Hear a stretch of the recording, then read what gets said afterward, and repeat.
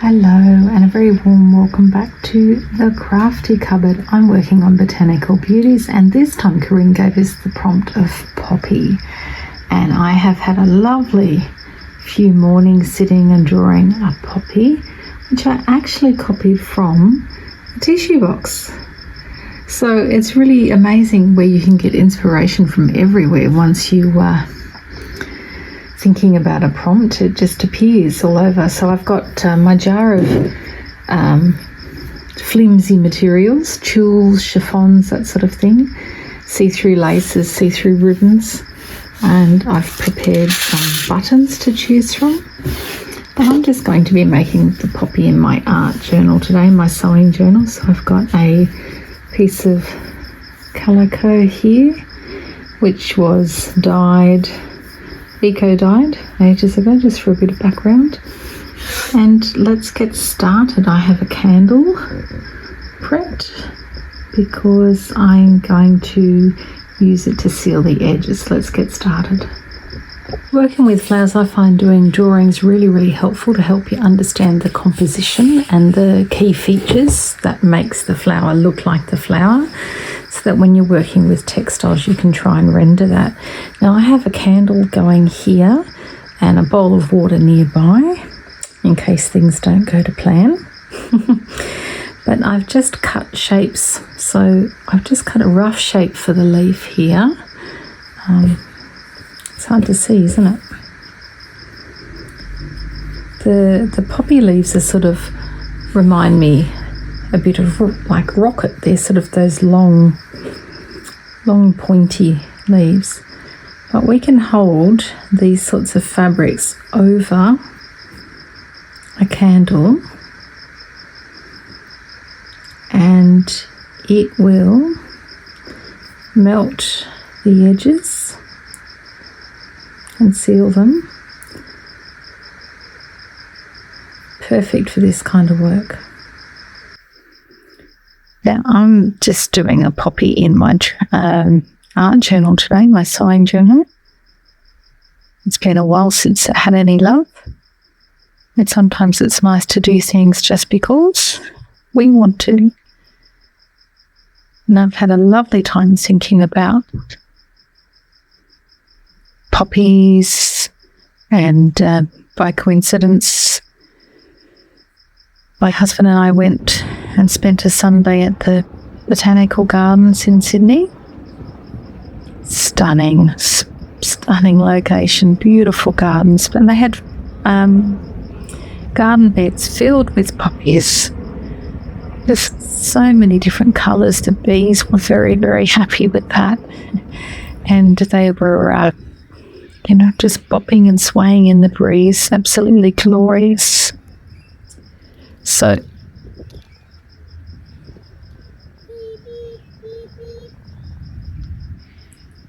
to the poppy itself, I've cut sort of semicircles and done this same thing. So I think I cut five semicircles of organza and just holding it over the flame to curl the edges.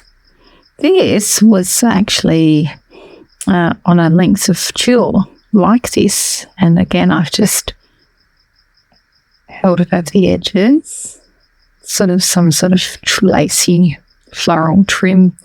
Guess it might have been used on the hems of dresses, maybe, or down a bodice or something, to give it a bit of decoration.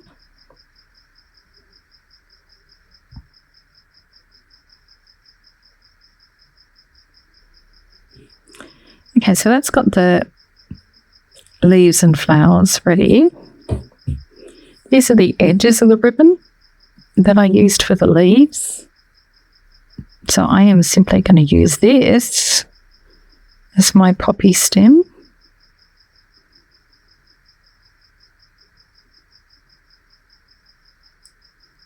Trim that off.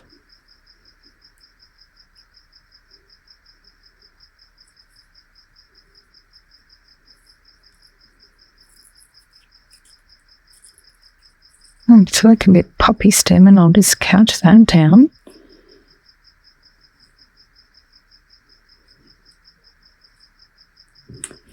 Now the background.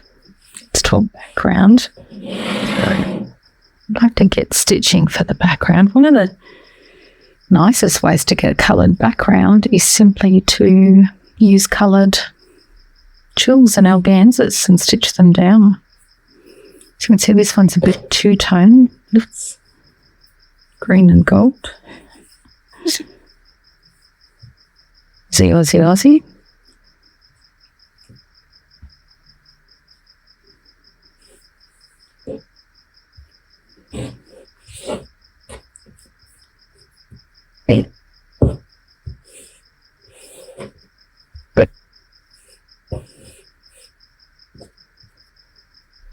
Actually, I might stick with that. I was going to use some extra blue on the top for some sky in the background, but I'm sort of just liking that as is.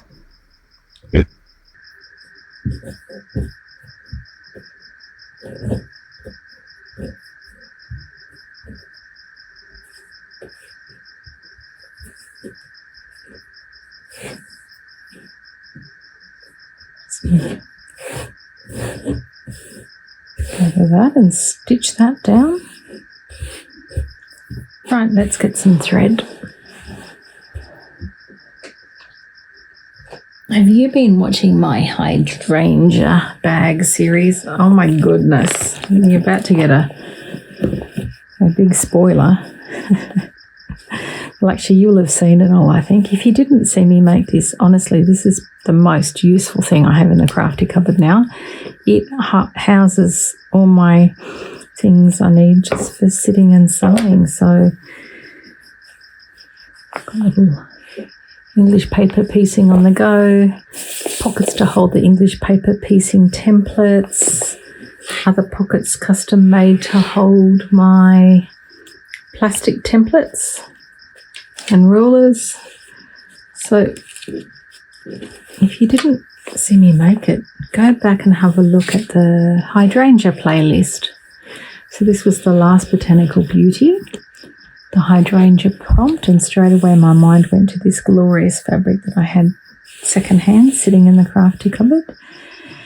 And then I thought, yeah, let's turn this into a bag. And I had these little charm squares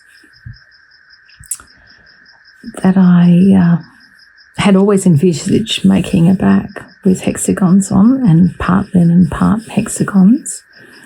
And so it's just evolved into this fabulous, useful bag that houses everything I need. Somewhere to hold my threads, scraps of fabric, my yo-yo makers. These are all the size yo-yos that the different yo-yos makers make. I don't think in the series I showed you the elastic. The elastic is because I have been taking this with me everywhere, and if I accidentally tip it upside down, yes, some of them slid out. So the innovation was just to put a button and a loop of elastic. Secured. Can't fall out anywhere. Okay, anyway, sorry, I got distracted. What was I doing? Getting thread. Look at that, can't roll anywhere.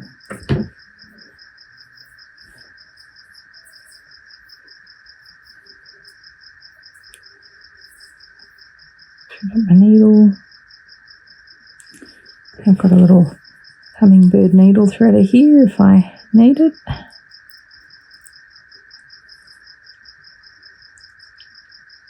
This is good for tiny needles. So the other needle threaders are really handy if you're doing bigger needles, wool, etc. You know, the ones with the sort of hooks on the end. This little guy can bring through the tiny eye of the needle. He also has a little thread cutter built in there too.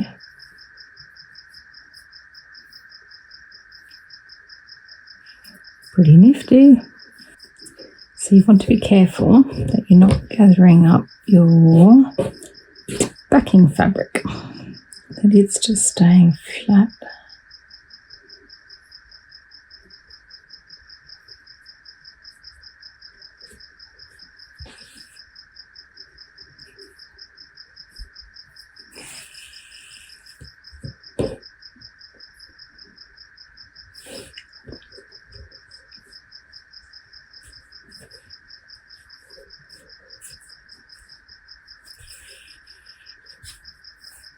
Okay, so keep your backing fabric flat.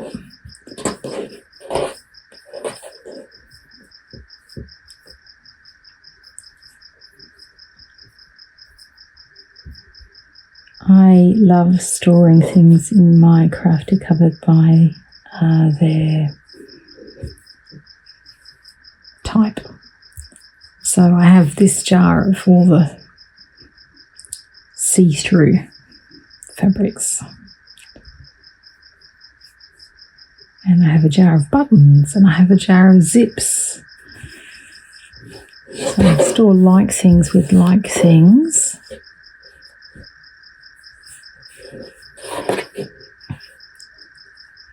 So that it's really easy to find what it is that I'm looking for.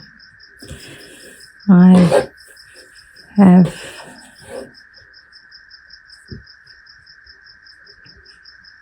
much better use of remembering I have things and using them when I can see them. So that's why I love jars on open shelves so much. Besides, it reminds me of my childhood, of going to the corner shop with the jars of lollies upon the shelves. Corner shop owners must have had the patience of saints. How did they put up with children umming and ahhing and asking for one of this lolly and two of those lollies, and they'd have to take them down off the shelf and open the jar and get out one. The patience ran out somewhere. I think by the time I was about 10 or 11 maybe, by then they'd started just having mixed bags for 10 cents or something. You didn't get to choose. I just already had them in the little paper bag.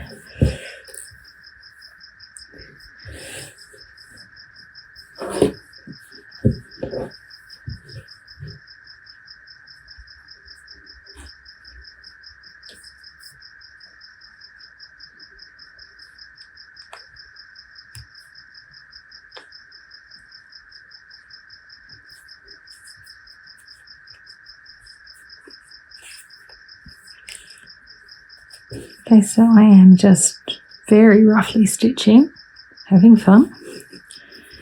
And once I've got this stitched down, I will... Okay, so that's all stitched down, and I'm just going to cut off the excess. It's not completely stitched down around the edges, but I'm not worried about that, because when I stitch it down in my art journal to another page behind it, it will be secured.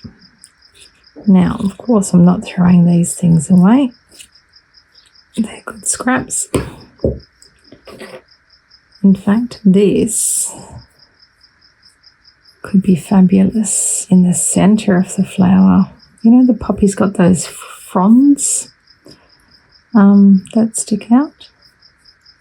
So that might work really well for that. So I've gone for the shank buttons.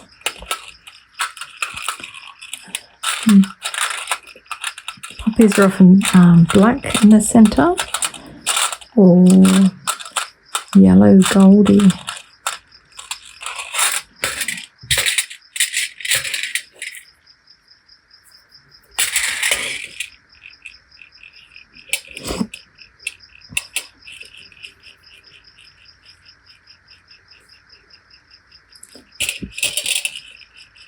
So this was perfect. Look at that. That's like concentric circles of dots. I have the hiccups, sorry. So that might have to be for the little one. Oh, it's so good having that little bag, and it's just got everything. I can just grab it and keep working. So easy.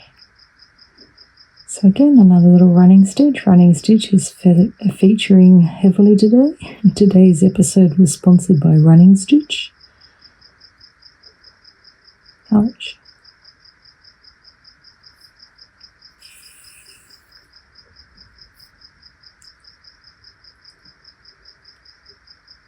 Nice.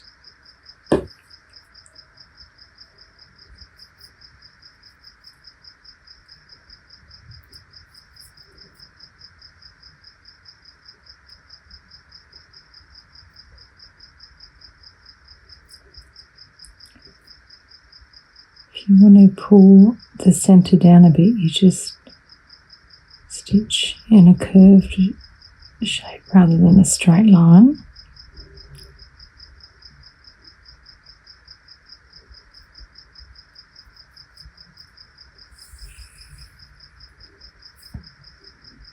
See how I curved it up there? That just pulls this down more, this one.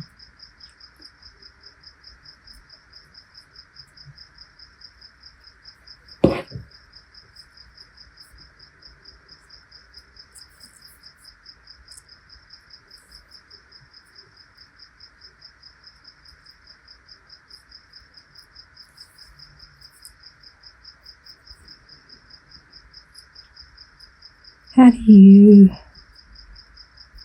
work when you have prompts on projects? So for me, Corrine gave us this prompt probably a couple of weeks ago before I'm filming this video, and I've been thinking about poppies ever since. And I had just been thinking to myself, oh, I should go back through my photos from last year. I had poppies. Find them again. And then poppies just started appearing. I was doing my groceries, and there on the shelf was a box of tissues with a floral design. And there was a poppy in amongst the flowers on the box. And I bought the box, and the box of tissues was used up, and the box has been sitting empty in my crafty cupboard, waiting, because I knew I wanted to draw it, and I knew I was scared to draw it. So I just sat it on my desk and sat the diary on my desk with the pencil and thought to myself, I am just going to draw this. Doesn't matter, it's just in my diary. Doesn't matter how it turns out. I'm not doing it on camera.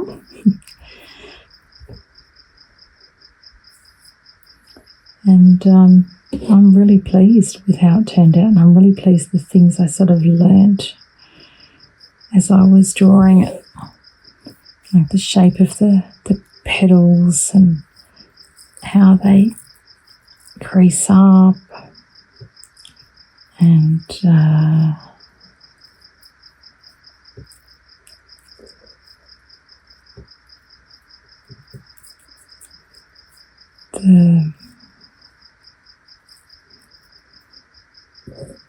design of the centre, but also how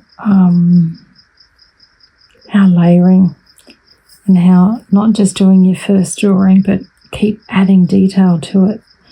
I used to think that it would muddy things up if you just kept going over it with pencil again and again and again, but that didn't happen at all. The detail just got clearer.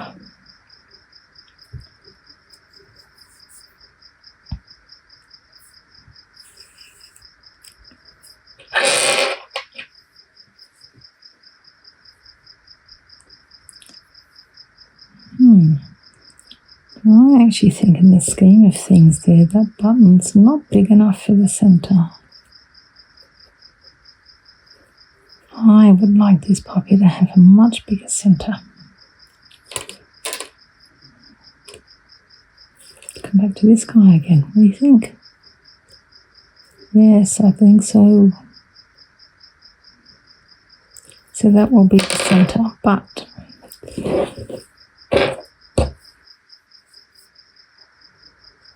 I'm not going to stitch that down yet, because we need the little frondy bits, the little eyelashes.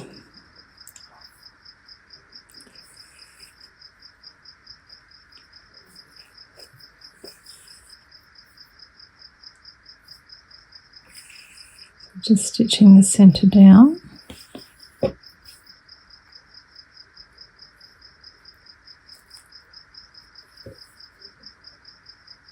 Making the petals behave how I'd like them to.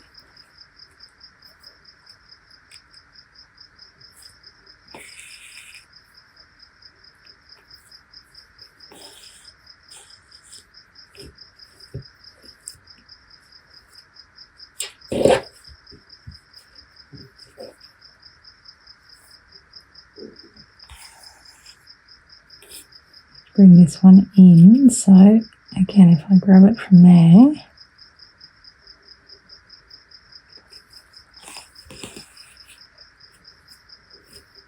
that's better. Corrine actually gave this at her Christmas workshop, which that project is still not finished. It is sitting in the crafty cupboard waiting to be finished. I feel like I'll want to work on it again as I get closer to Christmas again. And my box with the houses is still not finished. So I think that the box with the houses is what I'd like to keep working on next. Of just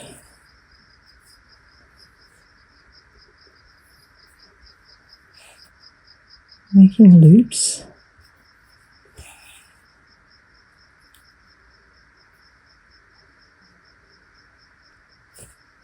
So to secure that, I'm just doing a stitch over it.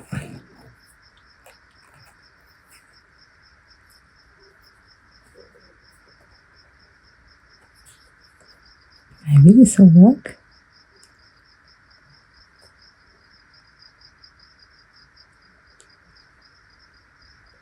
And then this one is going to come up in the centre again of that loop.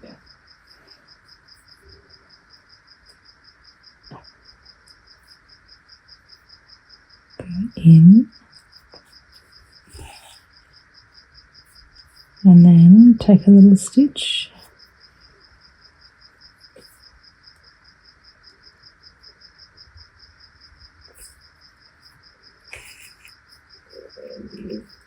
Over it to secure it. Come back in the centre of that loop.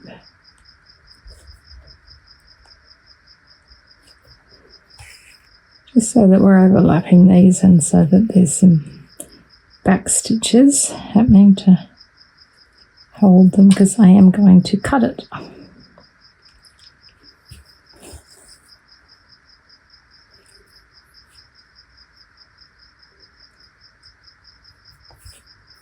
Now take a little stitch over it.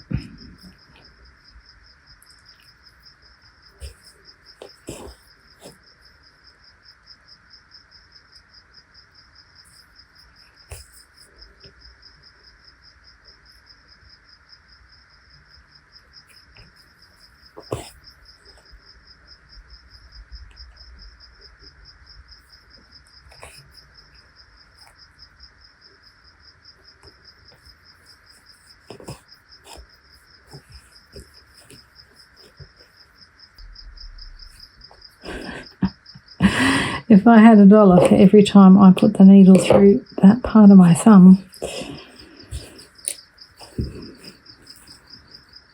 Okay, so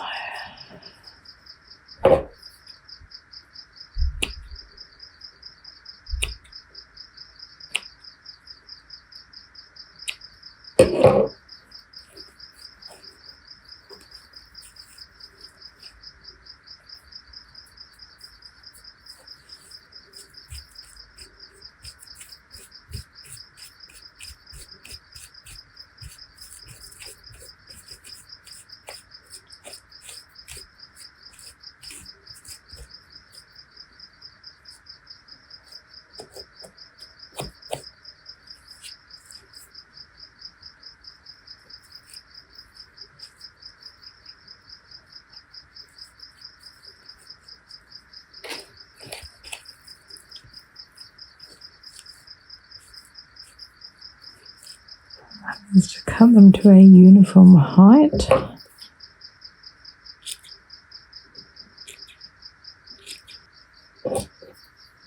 Okay, so flower stems have to attach to the centre of them.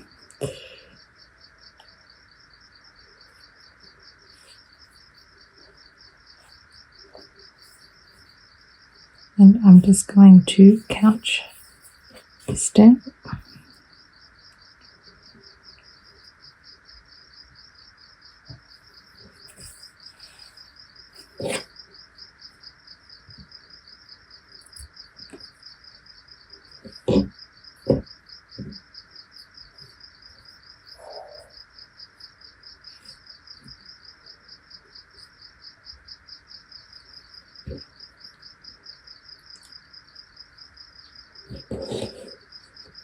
And have it bending a little bit, catch like that movement of it blowing in the breeze. They're just mesmerising poppies, aren't they? So delicate, and you wonder, their little sort of pom-pom centres are so large and their stems so slender. You wonder how they can hold their head up.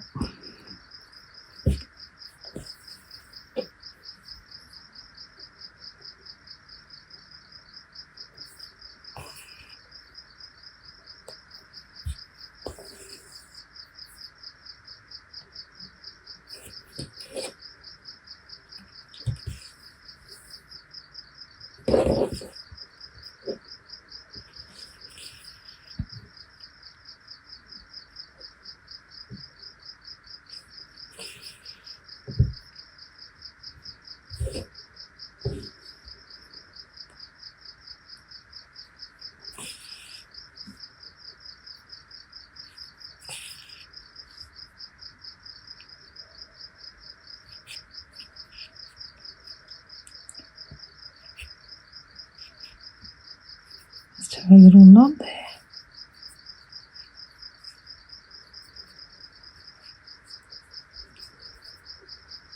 Oh dear.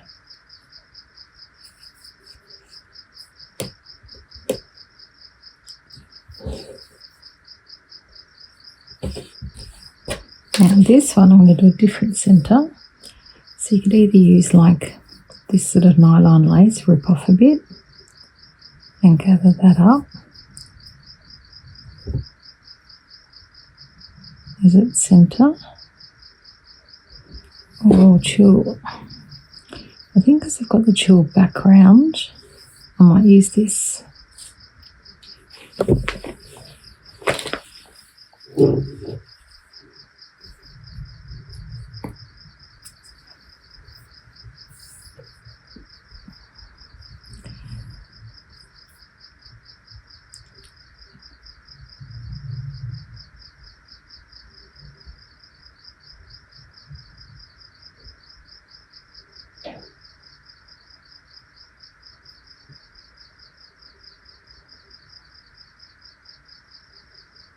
So again, just a gathering stitch in and out all the way around.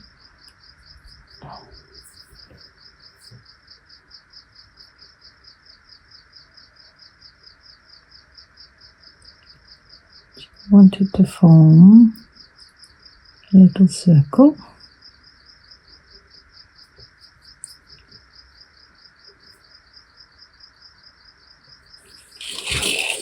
And we've decided on this button. So I'm actually going to just feed it through the button.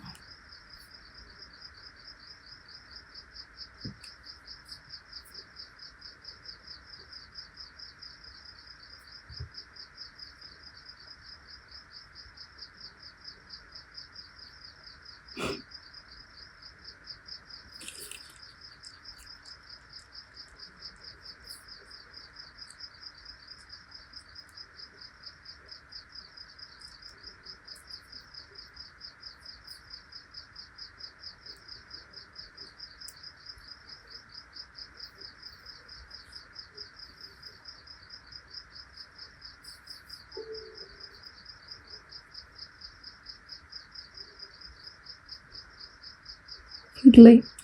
I might have to get it onto this.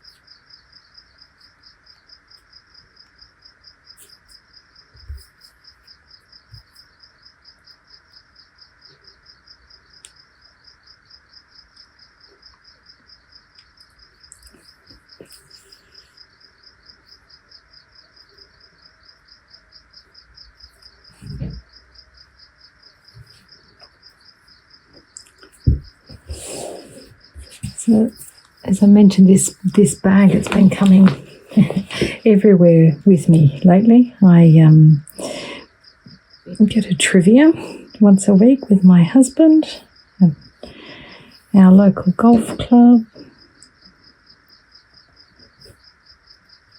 and it comes with me, and I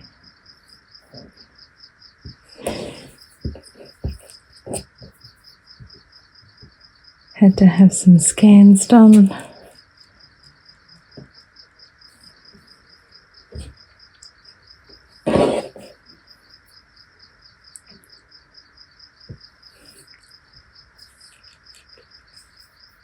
And it came with me.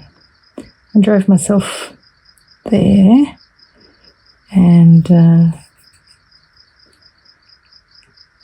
had this in the car, the hydrangea bag in the car, and after the scans I felt a bit wobbly, a bit dizzy, and so I could just sit in the car, and I sat and stitched for hours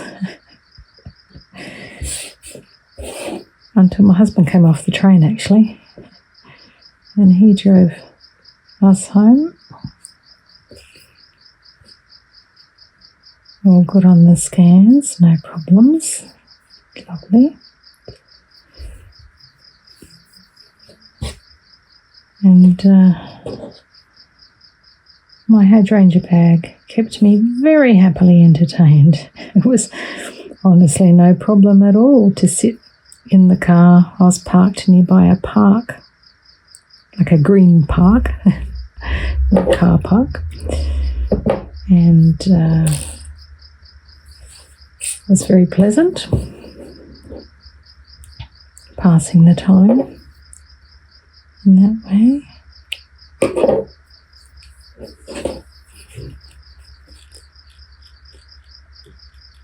Cute. Cuties.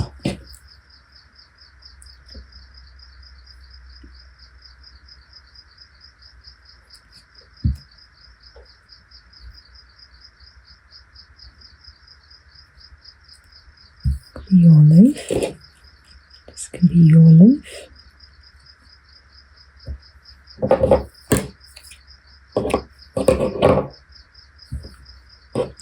I feel like that possibly needs something behind it. I'm going to get something.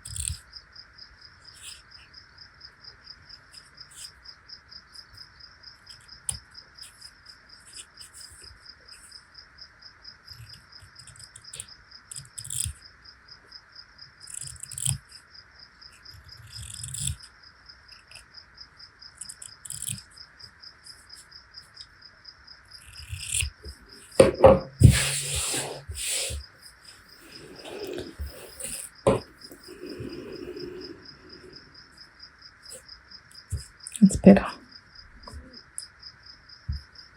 And some green thread.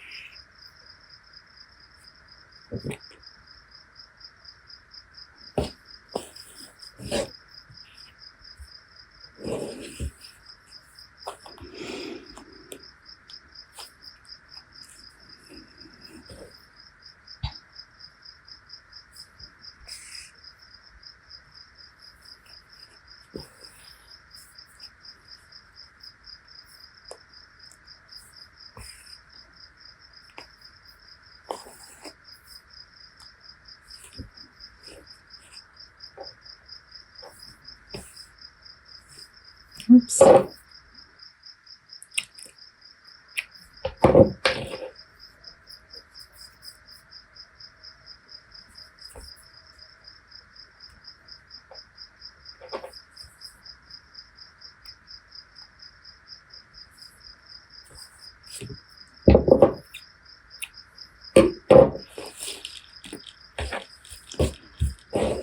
Ta-da! 2 poppies.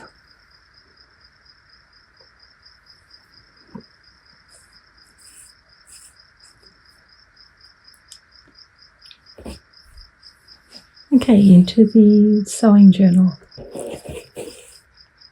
So this is a hard-covered slow stitch piece. So it's a slow stitch piece that I put on a hard cover. Made it very wide to house many things. And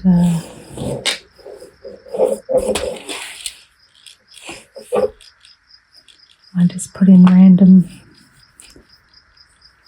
pages that I have experimented on and stitched for fun. So we're up to here. As you can see, the book has just got scraps of calico in, and when you've got 2 pages ready, you simply running stitch them together, sandwiching in that piece in between.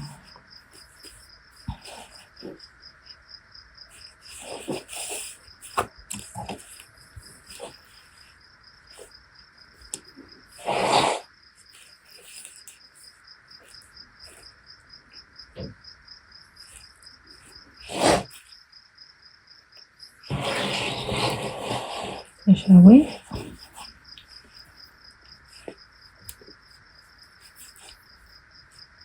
It's running stitch.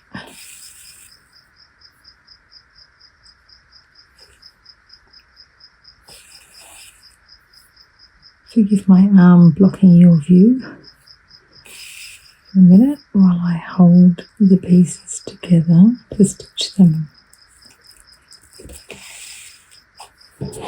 Okay, now.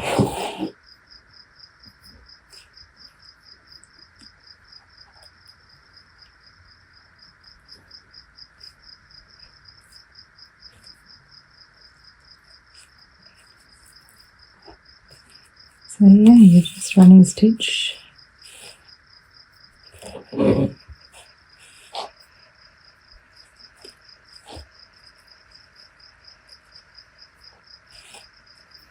All the way around the 4 edges. I'll be back. Here we are, all stitched in the book.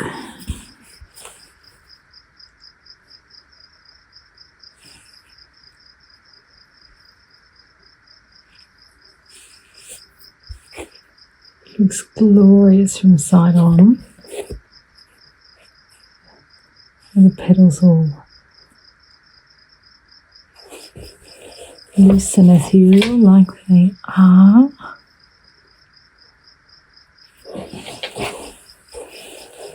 I had a lot of fun thinking about this piece and how I wanted to do it.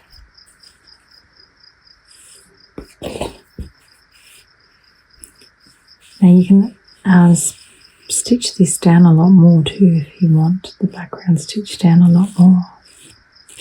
I just love how it feels and how floaty it is.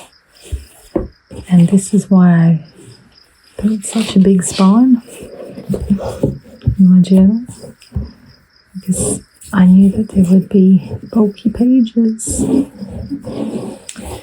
Oh.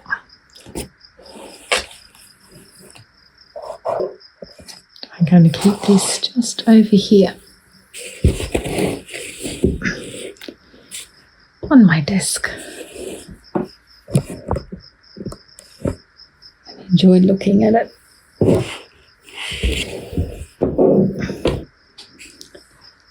For a day or two before it goes back in the cupboard. Thank you so much for watching, everyone, and I will see you next time. Bye bye.